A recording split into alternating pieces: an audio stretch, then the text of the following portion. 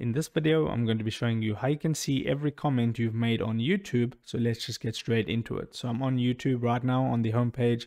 What you want to do is navigate to this left-hand menu over here. And if you're not seeing it, if it looks like this, just click on these three horizontal stripes at the top left-hand corner.